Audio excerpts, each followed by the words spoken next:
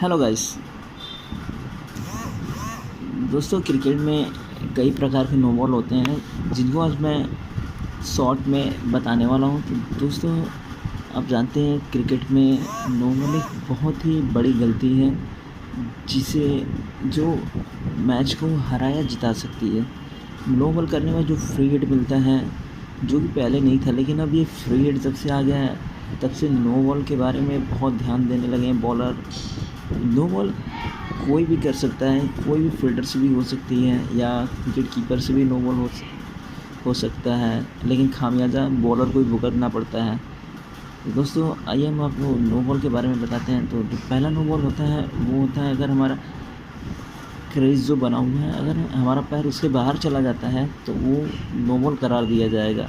दूसरा no ball, अगर हमारा जो बेस साइड है अगर उससे ऊपर बॉल चली जाती है, हमारे कमर के ऊपर अगर बॉल जाती है तो उसे बीमर या उसे नो बॉल भी करार दिया जा सकता है।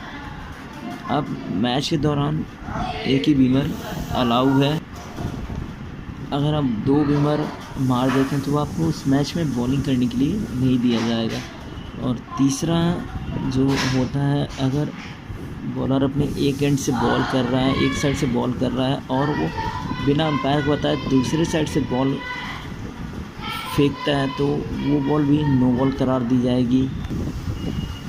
और जो चौथा जो नो बॉल है वो, अगर आपको एक ओवर में एक बाउंसर अलाउ है, जैसे कि T20 में है, तो आप अगर उस ओवर में दो बाउंसर मार देते हैं तो आप उस बॉल को भी आप नो बॉल करार अंपायर दे सकता है। दूसरी बॉल अगर आप दूसरा बाउंसर मारते हैं तो वो बॉल नो बॉल करार दी जाएगी।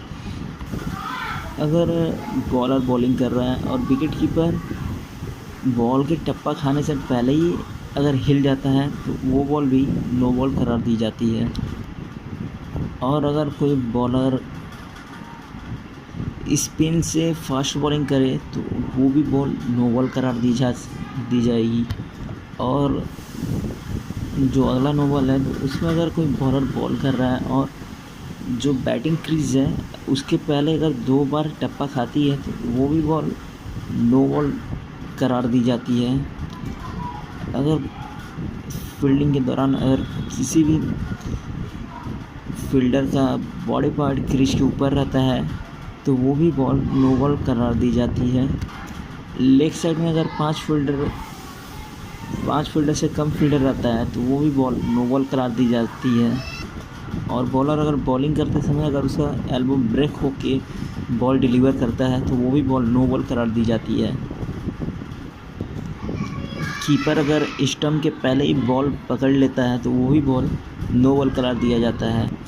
और जब बैट्समैन बैटिंग कर रहा हो और बॉलर बॉलिंग कर रहा हो उस समय फील्डर अगर आपस में बात करते हैं या इधर उधर रहते हैं तो तब भी वो बॉल नो बॉल करार दी जाएगी।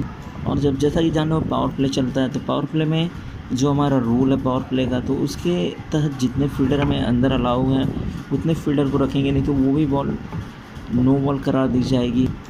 स्क्वायर लेग में दो से ज़्यादा फील्डर रहते हैं तब भी नो बॉल करार दी जाएगी।